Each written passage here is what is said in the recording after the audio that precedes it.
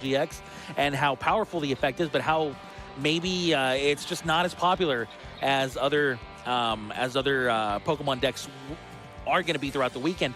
But we're seeing it right now in round 3 action, as of course he is 2-0 going up against the 2-0 player Joe Bernard. Yeah, both these players are bringing pretty interesting twists on decks that we've already commented on. Joe is going to be playing Buzzwole GX, but it's a pretty standard as far as 2-2 auxiliary, just playing like a super consistent list. But he does have techs in there. He's got Zygarde EX, so we're going to see that. Of course, he's got Diancie Prism Star in there to start to give him a little more attack, but he's more focused on the GX Buzzwole instead of hitting with Sledgehammer. Okay, and what do you think about Sean's version of the Rayquaza GX deck with something as interesting as, for example, Jinx? Yeah, he's actually teched in a card like Jinx. It's never going to attack for you, but the Jinx from Generations, it's going to remove 10 damage from your active Pokemon while it's sitting on the bench. That's pretty good. And what do you think of Marshadow here? I don't know too much about Marshadow, to be honest. He's playing 3 of them, though, so he's certainly got an idea going into this match of how to use that card. It's going to be interesting to see this deck play out. I really do have high hopes for not only Sean Foisy, but the Rayquaza GX here.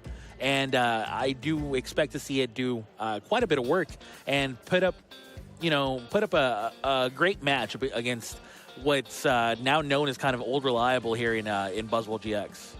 Okay, so this Marshadow is the one from Shining Legends. He's playing the Let Loose, which is a play. We've seen it with a Giratina before. You were able to shuffle in both of your hands and draw 4. It's basically a judge effect. But if he's able to use this during his turns, it's a way that he can have an end effect, but also not give up his turn, which is something that the Rayquaza decks had to struggle with. They always want to use Guzma or a Sycamore on their turn and really start to burn through their deck. But this is a way that you can disrupt your opponent without having to waste your whole supporter. Absolutely. The fact that he plays 3 of it, though, is really interesting. Yeah, you'd think that you'd run out of bench space at some point, right? You got a Jinx down there. You got 3 Marshadow. But it's working for him. All right. Well, we do see that both of these players are still shuffling their decks. It seems like Sean had to maybe re-sleeve his deck a little bit. Due to the cameras and whatnot, we do want to make sure that these players provide us with as little glare as possible. Yep. So that we can have the cleanest match possible here for you guys on stage. As far as matchup is concerned, how do you expect this matchup to play out, Kyle? I'm sorry. I just looked down at the list and I see Champions Festival, and I just blanked. Sean has gone for such an interesting style of this deck that it actually pairs up pretty well against Buzzwole. He's got the Jinx to start to remove some damage, and then he's got the Champions Festival where he can start to remove damage on his board as well with a full field, and he's going to fill his bench pretty well. So he's actually probably got a pretty good matchup against Buzzwole. If he can just swap between his cards and just start to heal off the damage of 30-30s everywhere, no damage is going to stick. I mean, that part's true.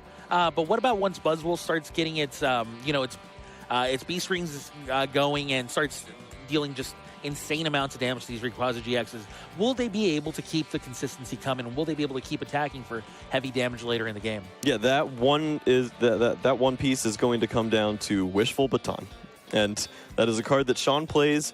It's a way that he can transfer those energies after being knocked out. He can just take those 3 energies and put them on someone else. Probably going to be another Rayquaza GX. And we know that Joe is playing a Buzzwole deck. They're not known for playing Field Blowers, but he does have 1. So he has a potential out to getting rid of those energies off of Wishful Baton. If he's able to combine that with a knockout in the same turn, then Sean could lose his energies. And when he's starting to attack for 2-hit knockouts instead of a 1-hit knockout, that's when he's going to start seeing some trouble. Absolutely. I think your analysis of the matchup seems pretty spot on, and it's going to be really cool to see it play out before our very eyes in the next hour, as both of these players are rolling to see who's going to go first. It seems like we're going to find out in a few seconds. Joe looked excited with it. He patted himself. Maybe he's going first. Yeah, but Sean didn't flinch, Normally players are like, oh, man. Oh, rats. Maybe. He's been here before. For the professional, Maybe it just doesn't faze him. Or maybe he's thinking, hey, I get the first attack. I'll just attack you first, or who cares? All right, well, the new sleeve's already putting in work against Sean, as we now see them start to set up their prizes. 6 prizes apiece for each player. Let's see if these prizes have any negative effects on these players. Yeah, it looks like 1 Rayquaza is in the prize cards there. So that's going to be a little impactful. Well, looks like the prizes are gone, actually. I think they were waiting for us. Yep. So we're going to see Joe's prizes coming down now. All right, so now Joe Bernard with Buzzwole GX. Laying down his prizes. We see a Brooklet Hill. Nothing too scary, of course. B-string at the top. Yeah. He's not going to get any use out of that, but maybe he draws from the top. Who knows? All right, Joe Bernard starting things off here. Game 1 in round 3 between Joe Bernard and Sean Foisy. Joe Bernard playing Buzzwole GX, the big bad deck from North American Internationals, still making a splash here in the World Championships in Nashville, against Sean Foisy playing Rayquaza GX, the deck that's come out of nowhere from this new set and is set to make a splash here. Which deck will come out on top? Joe Bernard plays a Cynthia on turn 1, finding himself 6 new cards and hopefully finding himself more than just this Remoraid with a Float Stone attached to it. Yeah, he definitely would like to find a Buzzwole or Buzzwole GX. Just some card to start working. If he was able to find a card like Brooklet Hill, I'm sure he probably plays a couple of those. Yeah, he's got 3 Brooklet Hill in his deck. That'd be a great card to find. But looks like he just found a lot more of those vanilla Cynthias we were talking about, Ultra Ball 2. So probably just going to hold off on that and wait for the turn 2 Octillery. Guarantee you, Joe isn't very excited about that Cynthia right now. As Joe is basically just kind of forced to retreat that Remoraid for free because of that Float Stone, of course, and just promote the Buzzwole GX with the Fighting Energy and pass. And now Sean Foisy, will he have one of these major Rayquaza turns that we've come to see from this deck? Oh, how cool is this? The Mysterious Treasure could also search out the Marshadow, so he's got a few ways to be able to get his deck going. I like how you're just in awe of the Marshadow tech. Hey, I wasn't thinking of this. This hand is gas. He's got everything. There's the Max Elixir. Oh, Ooh. but he misses. It was really powerful, but missing on that Max Elixir is just not exciting. Not good at all here if you're Sean. Yeah, and look how important the Wishful Baton is to Sean. He knows that once he puts this card down, it's most likely going to stick. It's a really hard decision, though, because you know that if you get rid of that Float Stone, you're probably not going to get a first-turn attack going. And right now, expect him to either grab his last Tapu Lele or a Marshadow. It looks like Tapu Lele is going to be the play, finding Sycamore. This is his last Tapu Lele, and he's also starting to fill his bench a little early, and only 1 Rayquaza so far. The thing about Wishful Baton is, it might suffer the repercussions of weakness policy being around right now. Because of that, it seems like a lot of the Buzzwole players are choosing to go with Field Blower. I haven't actually checked to see if Joe is one of the players who is going with Field Blower, and he is actually.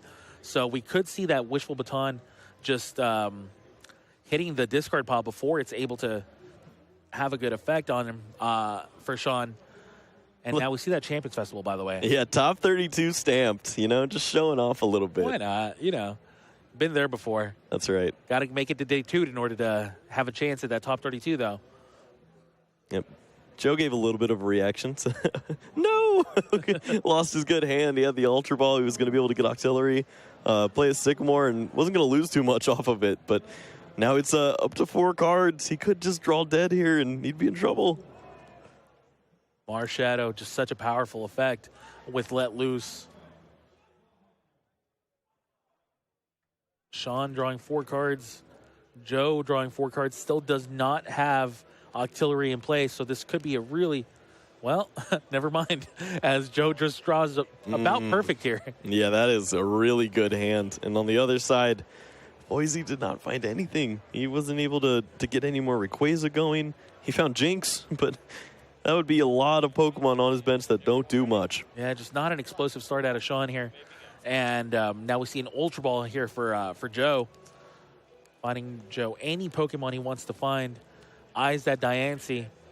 Yep, I think he was just checking to see if it's there. I don't know if the damage is terribly impactful right now. He does have strong energy, so maybe he's looking for a Pokemon to work on the bench. Maybe you can find another Buzzwole and start attaching to that with the strong, or maybe he goes aggressive, plays the strong energy on the Buzzwole, and then gets the Deancey and draws 5 cards. Looks like he goes for the Deancey here. Yep, the math might start to work out here for him. If he does attack right now with the strong and the Deancey does 70, which means that it sets up for a choice band to take a knockout on the following turn and leave some less cards he needs. You could also find Beast Energy. There's so many things that could help him out here afterwards. All right, now we will see Artillery draw 4 or 5 new cards for Joe. I think it's 5, right? Yep, 5 cards. And he really is good at finding Ultra Balls. Not so good at finding other items, though, as these Ultra Balls are going to have to really pull heavy duty for Joe. Yep, he does play 2 Super Rods, so it feels comfortable being able to play down and lose those 2 basic fighting energy. And looks like he's going to go with good old Cynthia. All right, not exciting, but still powerful nonetheless, as Cynthia will shuffle in the 2 remaining energies, and the 1 energy in the last Ultra Ball in Joe's hand for 6 new ones. Hopefully we see, well, if you're Joe, you really want to see things like Max Elixir here, assuming he plays it. He might not, though. Nope. Yeah, you want to see cards that just help you continue to set your board up and really start to punish Sean if Sean can't draw anything out of his 4-card let loose. Yeah, right now for Joe, he was able to find Super Rod, so he can start getting some of those basic energies in. But he's going with a list that basically you just attach to the opening Buzzwole as many times as you can. And then once that falls, you take advantage of those B strings. And you try to get as many of them down as fast as possible. He does play 4, so if he's able to get multiple down on that turn that his opponent goes down to 4 prizes, then he can be in a pretty good spot. Yeah, he's not the Buzzwole Lycanroc player that we're used to seeing. Yeah, where's Rockoff? Yeah. He got traded in for his Zygarde, apparently. That's a pretty good trade. All right. Now, Sean here, will he be able to recover from his own let loose? C3 energy on this Rayquaza now. And just an N, so just an energy N so far out of Sean. Will his new hand of 6 be able to deliver a little bit better than that? You have to hope so. Yep. He had a Jinx in his hand. Looks like he prioritizes getting those last 2 spots down for Rayquazas, and then he'll be able to activate the Champions Festival and start to remove some damage. That could really mess with the math and make Joe have to potentially go in with an Absorption or one of those heavier attacks. That is the look of concentration if I've ever seen it, by the way. As Sean is trying to find an opening here, trying to see if he can pull ahead. It looks like his opening hand is, his hand is just Tapu Koko and some energies and Float Stones. Yeah, Float Stone means he can come in and attack for 90 if he wants, but I don't know if that's really worth it. You have Wishful Baton, but you don't have another Rayquaza for those energies to go to. Yeah, and there's already 30 damage on this Rayquaza. It's just too dangerous to play, obviously. He also has to know that Guzma is probably on the table for Joe next turn, though. So maybe you just cash in the damage right now. Might have to do something awkward, like play down the Coco, but not use the ability. Or maybe he's just going to feel safe just putting all the energies on the Tapu Lele next turn if a Field Blower weren't to be played. Well, 90 damage as Dragon Break can just kind of... I guess tickle the Buzzwole a little bit, but that's about it. There's no breaking to be made here. 90 damage used to not be a tickle, but right now it is. Yeah, it's just not exciting. You know, it's something that if you're Sean, you're just going, oh, man. All right, I guess. 90 damage. Please don't do anything to me. Yeah, and Joe has to be ecstatic just to see that. And he's got his Brooklet Hill. He's trying to map out his hand and just see how many cards he can play down before he plays that Octillery's Abyssal hand. And pretty much, I think he's just an energy away from being exactly where he needs to be. And he has the energy in his hand, too, and I think he's debating discarding it, which is... Okay, there we go. I was going to say, which is a little interesting, because that's just a little bit too much risk for very little reward. But no, he does attach it and just goes for a much less I keep using the word exciting when talking about Cynthia, but the truth is that It's not flashy, but it's good. Exactly. It's just it's not going to overextend him either. It's not going to make him discard resources that he might need later on. Right. He knows that he doesn't really need to do anything special here. He just needs to knock out this Rayquaza and hope that his opponent doesn't come with something up out of nowhere, because it's going to be out of nowhere if he does. Yep. So off these 6 cards, if he's able to find Field Blower, this game pretty much locks up. Don't think we see it.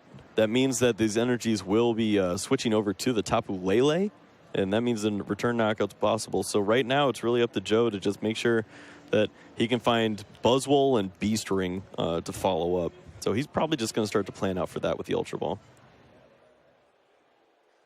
Joe, Ultra Ball's potentially finding what's become affectionately known as Baby Buzzwole.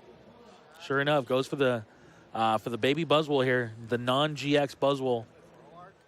As if Sean does knock out Joe's Buzzwole GX, Sean will be left with only 4 prizes remaining, which is exactly where Buzzwole wants to be.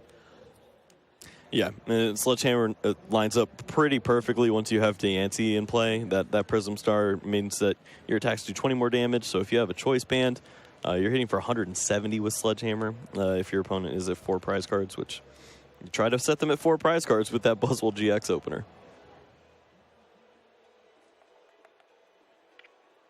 Now, is Joe going to be done with this turn after Abyssal Handing? He finds that Beast Ring, by the way. 2. Man, yeah, that is exactly what you want to see.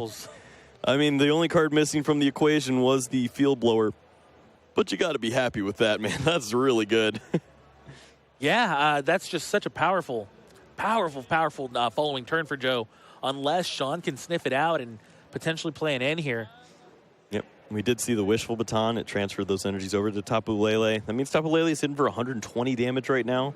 So knockouts are available, and we're going to see Rayquaza start to come back down, trying to get some energies onto this board. Yeah, Rescue Stretcher brings that Rayquaza back up into Sean's hand and quickly hits the field one more time as Sean finds that grass energy through Rayquaza's Stormy Winds.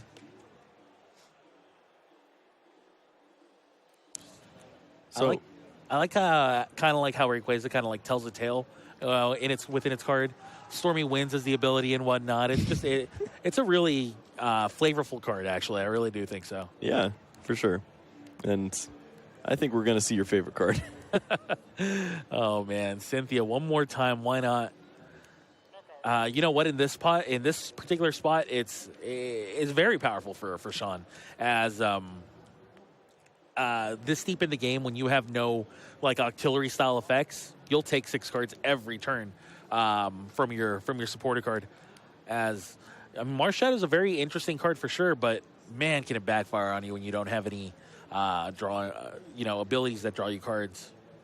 This was a pretty good hand to draw off of it, honestly. He found Guzma, so he's got potential follow-up knockouts, but he found the Rayquaza. He was also able to get an energy into the discard pile, so that means that when he does start to use Stormy Winds, he's got guaranteed ways to find energies. Sure. We see that Jinx get discarded off of the Ultra Ball here. We were thinking that maybe Jinx would be able to make a bit of a splash in this particular matchup, but it seems like it might be too late for that kind of a play here, as Buzzwole's kind of entered its haymaker stage of the game, as it's now going to be dealing just way too much damage every turn, and Jinx's 10 damage heal is just not going to be particularly relevant. No. And now we see another Rayquaza hit the field and finds a lightning energy. Yep, and we're also going to see that Marshadow come down, so Let Loose is going to shuffle both these players up. That means that it's up to Joe now to find those Beast Rings again. He's going to lose the 2 that he had in his hand, and Foisy's probably thinking he's in a pretty good spot. We said at the end of Joe's turn that Foisy was going to have to kind of sniff out Joe's hand here, and it seems like that's exactly what Foisy did, as he extended his bench to the maximum here in order to shuffle Joe's hand back into his deck. He kind of knew that Joe was setting up for this big Beast Ring turn, and he needed to find a way to really minimize the amount of damage that Beast Ring could do to him right now, as Joe is going to be forced to find not only a B string here, but also maybe potentially a Buzzwole GX and a second B string if he wants to have as powerful a turn as he was set up to have at the end of his last turn. Yeah, Sean was really looking to find a max elixir off of those 4 cards. If he was, he'd be able to promote Rayquaza, which has 10 more hit points, and that means that he wouldn't be in range of a knockout from just Choice Band alone. It'd have to be a little more difficult, but Tapu Lele is able to score the knockout and also has that Wishful Baton, so those energies are probably going to stay on the board. Such an interesting deck here out of Joe as he just plays a Pal Pad. I mean, consistency's king. If you're able to get those cards right back and with double Octillery, you're probably going to find exactly what you need. Sure, and it's also an item card which you can get rid of very, very fast with your Octillery, or for your Octillery in order to be able to Abyssal Hand for additional cards. And now I think we see a Cynthia. And Cynthia will be drawing Joe 6 new cards. Still looking for his B string here. But at least he's found a second fighting Pokemon that he wants to attach B string onto, or play B string 4. Yep, he does need a Choice Band in order to take the knockout here, but B string would be pretty great to start to set up that Buzzwole GX to start knocking out some Pokemon in the future turns. It does have Octillery, so Ultra Ball would be another card if he could start to thin out a little bit. Finds a B string, but does not find a Choice Band yet. Can he even play any of the cards in his hand? Well, we'll find out. Yeah, he's just... No.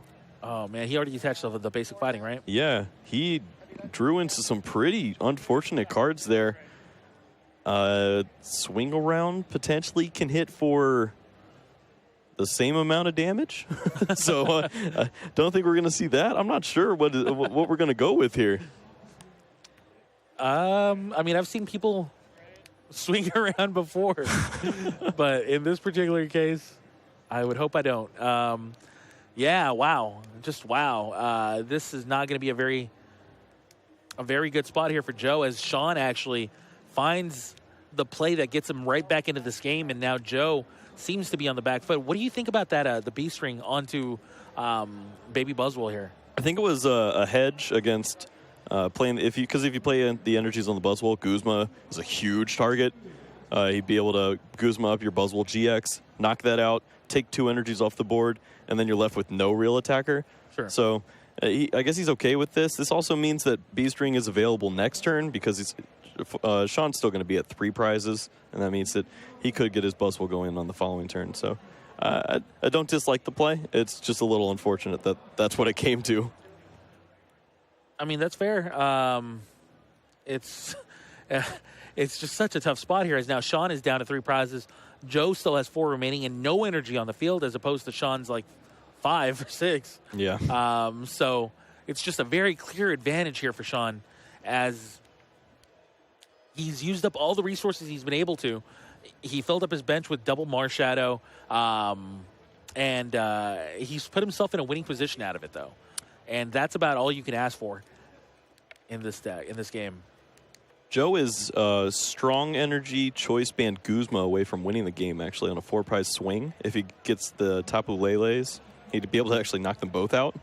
So that's something that it's definitely going to be in the back of his mind, but probably going to just, if he doesn't hit the B-string here, he can go and take the easy knockout he has on the Tapu Lele. But look at that. Found B-string. That means he's going to be able to lock out this big Rayquaza here, and he's just going to have to snipe for 30 to knock out that Lele for the game on the following turn.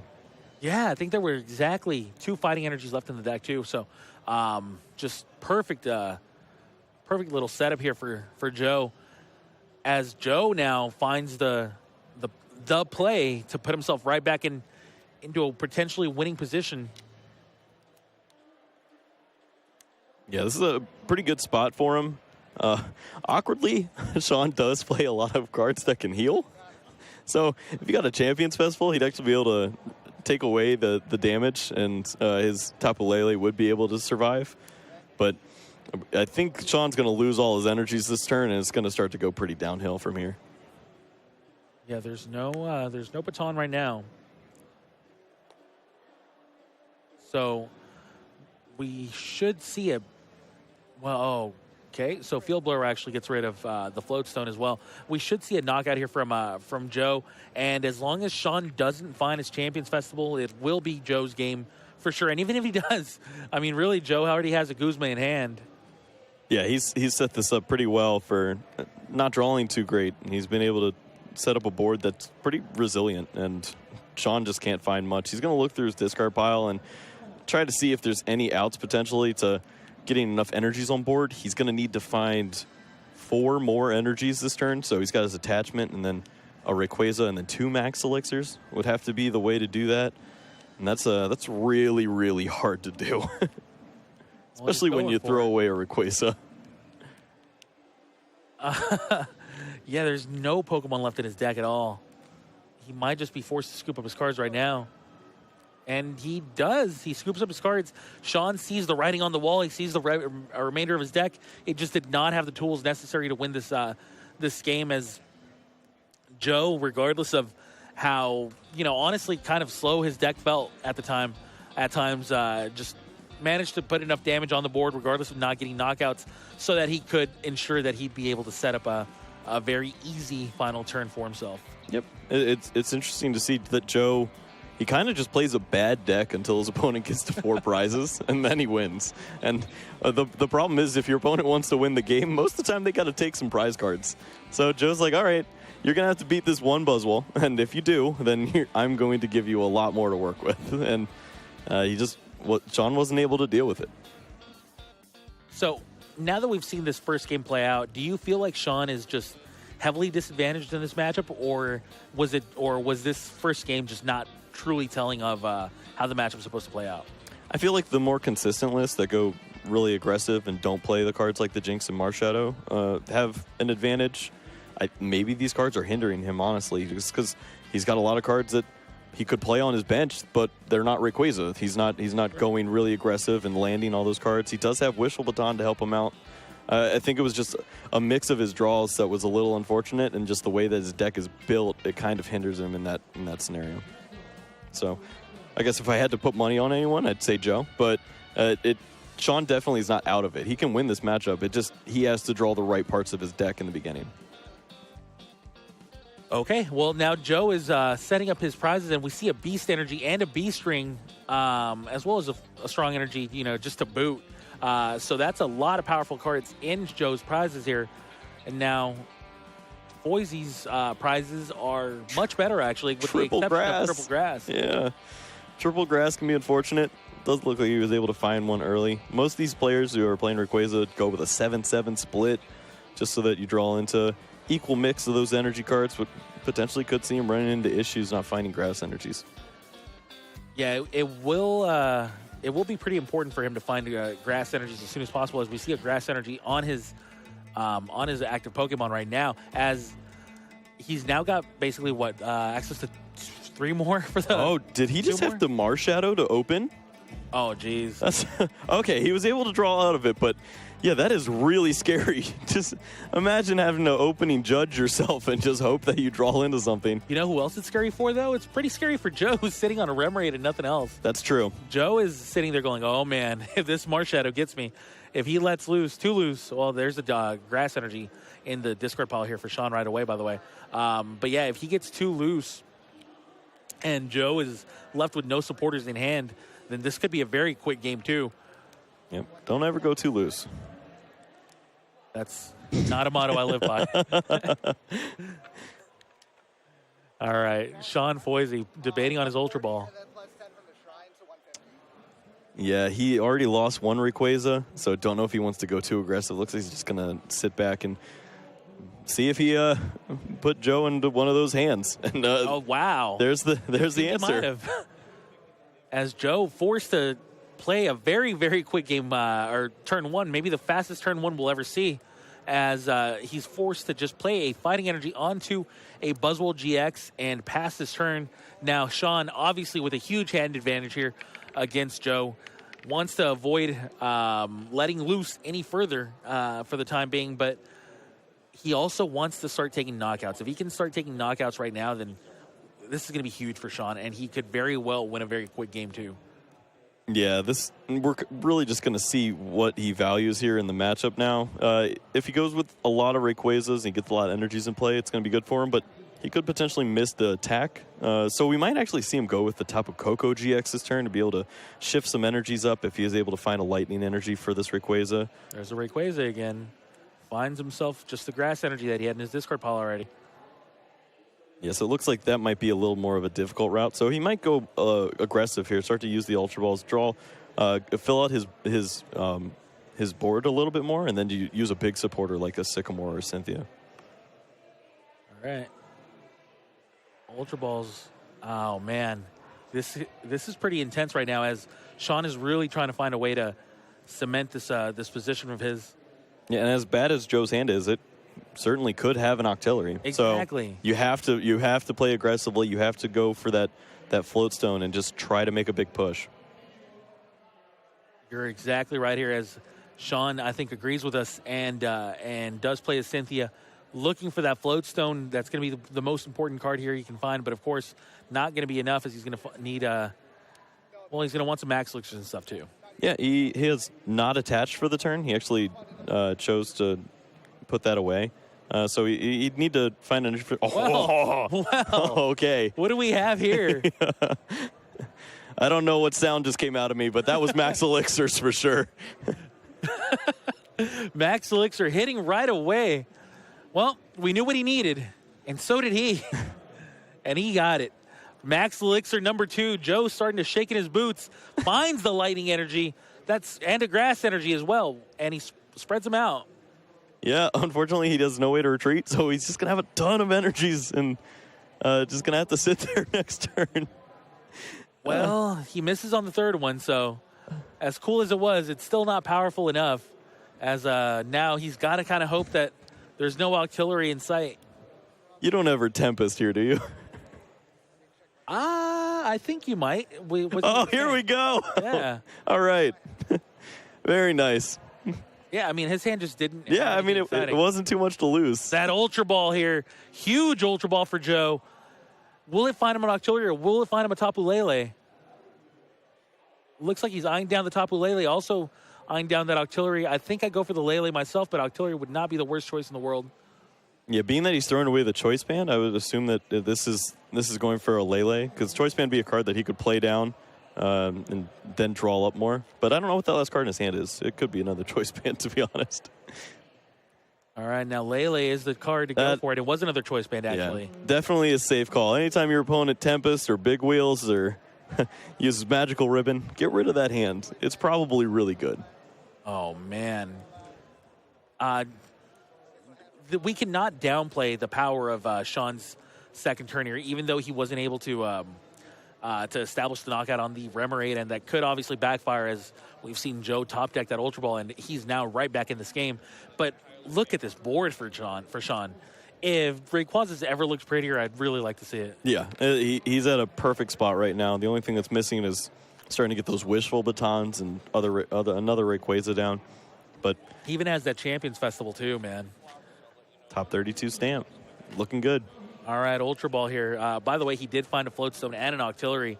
So Joe now firing on all cylinders himself. This is looking like it's going to be a beautiful game here, as both of these players just have everything going for him right now. And he's holding onto a B-string too. So after this Buzzwole potentially falls next turn, he's just going to be able to go off. So as bad as that hand was, it's turned into something pretty nice. Yeah, that was just perfect. Honestly, as good as it gets here with that Ultra Ball. Joe just smiling from ear to ear. He knows he got himself out of a really, really rough spot there. As I'm excited to see the rest of this game now. Whoa, my goodness. It's too many. It's too many. I don't even know what you do with that many. You really hope your opponent knocks out your Buzzwole GX is what you do. That's for sure. He's going to have to find more Pokemon. So that is an issue that he has, but overall, he's got a lot of potential energies to come down next turn. Talk about a good problem to have, man. He does deal 90 damage or 80 damage to the Rayquaza GX in the active position, and 30 damage to one of the bench Rayquaza GXs. So his turn was not meek at all. But well, by the way, Sean Foisy's hand is basically just goosebumps and energy cards. Looks like a theme deck. He's just going to go in, but he's got enough. He did enough last turn to where he feels comfortable just starting an attack. Oh, man. Well, that's going to be more than enough to knock out this Buzzwole GX. And that's kind of what Joe wanted, right? Yeah. Joe's A-okay with this happening as Joe's got triple B-string. Sean about to get the bad news here. Will Joe find another Buzzwole GX, though? Yeah, he'd like to find another Buzzwole and probably a Guzma. If you're able to cash in on the Sledgehammer turn, which is something that he's had difficulty doing, that'd be pretty nice for him. Get a knockout on a Rayquaza, gets rid of 2 energies. It's probably going to be difficult to remove how many fighting the energies 3 left energies. In his deck? There's 4 fighting energies left in his deck. How convenient. Okay, so he's actually going to forego the second B-string. And just skip that. He's got Choice Band in hand, so he can play 1 more card down, and he's really going to be looking for a card like Brooklet Hill here.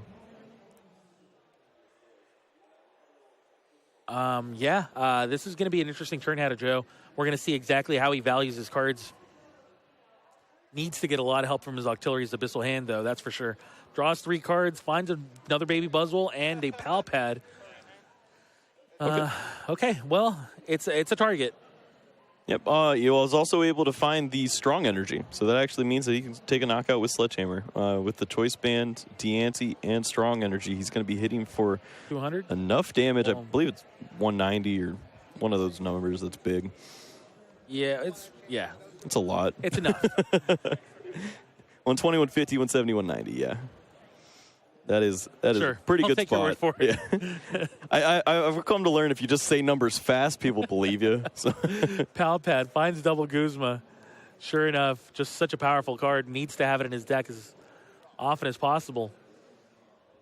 And Joe will get this knockout, but as powerful as that would normally be, we're still going to see plenty of backup attackers here out of these Rayquazas. And Joe's only left with his Sledgehammering Baby Buzzwole on the bench. Still needs an additional energy in order to be able to start swinging around, and that's just not what you want to be doing when your opponent's at 3 prizes. Right, and that means that the way that Joe's going to win this match is to probably target down the Pokemon that already have damage on them, because it's going to be really hard to take one-hit knockouts on Pokemon with 180 hit points. But when they're softened up like this, Joe certainly is in the running. Yeah, lucky for him. All these Rayquaza GXs have damage on them right now. But, Sean's turns are just so fast right now as Sean really has nothing left to do. Just has enough damage to knock out these Rayquaza these Baby Buzzwoles. And now Joe, as powerful as B-String is, it may not be as powerful as Stormy Winds. Yep, we're going to see from Joe the Super Rod. He's going to shuffle in some energies along with that Buzzwole. His opponent is at 3 prize cards, so that last B-String is still eligible to get him some energies. And I think that's one of the ways that he can put himself in a dominant spot if those energies were to land on a Buzzwole GX. Does he still have it in his hand? He played 3. I don't know what the rest of his hand had, though. Looks like he's holding on to Beast Energy. This puts his Buzzwole Sledgehammer up to hitting for base 130, so he just needs 1 flip now. Well, Abyssal Hand did absolutely nothing for him.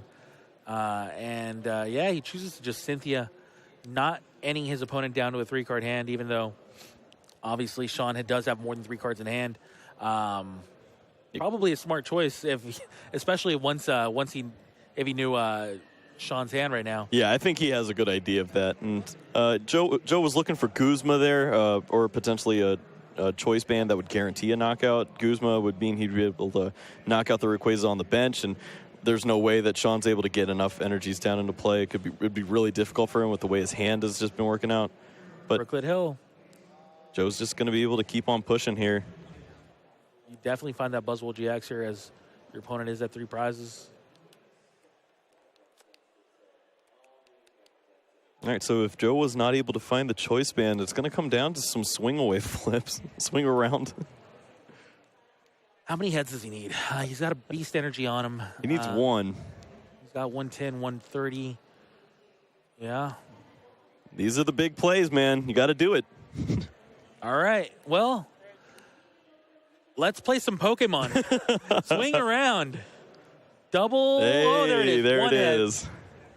All right, big time flip here out of Joe, as now Sean is left with a single Rayquaza GX out of that devastating looking board on turn 2 from him. Just 2 energy left, 1 Rayquaza GX with 80 damage on it. Insult to injury, we see Wishful Baton. Oh, man. Definitely Wishful Baton is the kind of card that you just wish you saw early on. As now Sean looking to see if he has anything else he can do. Sean, I don't think is out of it quite yet. He does need to come up with something, though.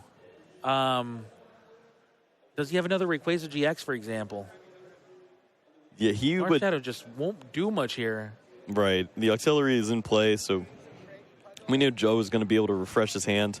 Oh, man, this is not good if you're Sean. Sean takes a big gulp. All right. This is just a really tough spot here. He's going to have to find a way to knock out this Buzzwole GX or hope his opponent doesn't have a Guzma. His out might just be Tapu Koko from this point. He'd need to hit Rayquaza into a Lightning Energy and then have an energy in hand along with the Koko. Be able to push those energies up, but it's looking pretty bleak. He has an Ultra Ball, but no energy. Could he try for another Marshadow? Is there one more? Oh, man. 2 prizes. Oh, there's that last Beast Ring, by the way, for Joe. So it was prized. Ultra Ball fighting Tapu Lele, finding a Professor Sycamore. Yep. He has not played a supporter for the turn. The earlier effect was Let Loose. Correct. So now 7 new cards out of Sean. Finds a Marshadow, a Wishful Baton, Guzma. Just not the Tapu Koko. Yeah, and honestly, it may have already hit the discard. It's hard to keep track when stormy wind starts happening. Everything goes everywhere. That's true. And we see a third Let Loose. Okay. Well, Sean is definitely not saying, not tapping out without giving him a good fight here. Yeah, go with the fatigue plan. You can just wear down Joe's fingers after enough shuffling. Maybe he just gives up. All right, Sean draws 4 more cards. Does he find anything? Finds a Tapu Koko. Finds and Max a Max Elixir. Elixir. Just no energy, though, to go with it. So, yeah, I don't think it's possible. Yeah, he's just going to have to throw it in. Scoops up his hand. He had a lot of draws to find what he needed, but what he needed was just so much. Joe just played a very fantastic game, if I'm being honest with you. Absolutely. Joe knew what he had to do. He knew he had to play it about as long-term as possible with the Rayquaza GXs. He knew that there was just so much energy on the field for Sean.